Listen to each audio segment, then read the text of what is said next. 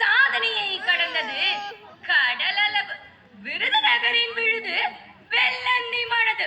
நீ சம்சார கடலில் மூழ்காத கட்டி பிரம்மச்சாரி. உன்னிடம் பந்தமும் இல்லை, பந்தாவும் இல்லை.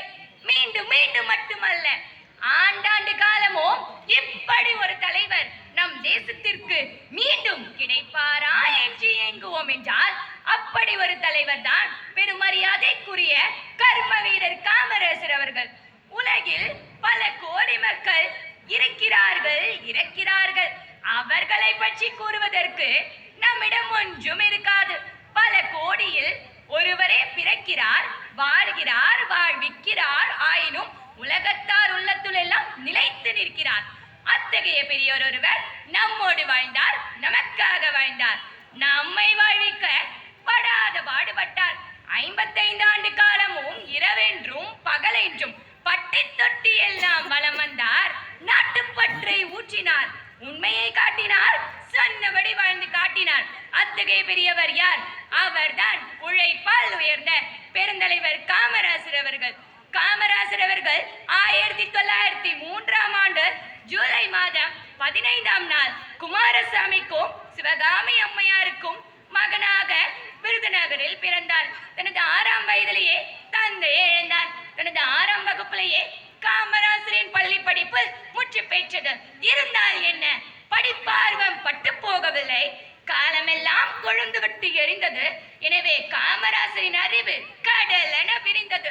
சுவர்களால் அடைக்கப்படாத திறந்த மக்கள் பல்கலைக்கழகத்தில் தாமே முயன்று கற்றதால் மேதையானார் காமராசர்.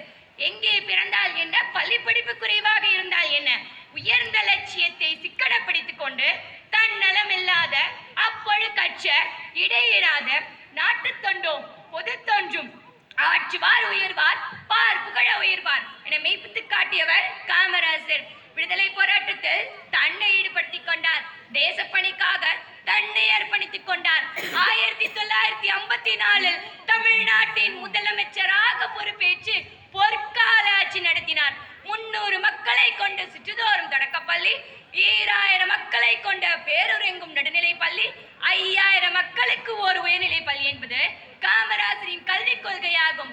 எல்லா சாதியினருக்கும் எவ்வளவு வருவாய் உடையவரானாலும் உயர்நிலை கல்வி முடிய இலவச கல்வி கொடுக்க வேண்டும் என்பது காமராசரின் சமத்துவ கல்வி கொள்கை. ஐயா காமராசரே, ஏற்றில் மட்டும் தானா உங்களின் தரிசனம்? நமது நாட்டிலும் வேண்டும் உங்களின் கால்தடம். கடல் அளவு கருணை உள்ளம் கொண்டவராம் நீங்கள். ஏங்குகிறோம் ஐயா, கடிகளவாவது கிடைக்குமா என்று.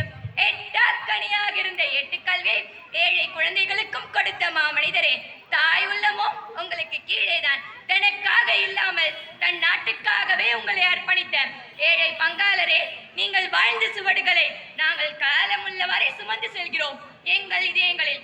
அன்று நீங்கள் கல்விக்கு விதித்த விதைகள் தான் இன்று எங்களுக்கெல்லாம் நிழத்தரும் பெரும் மரங்கள்.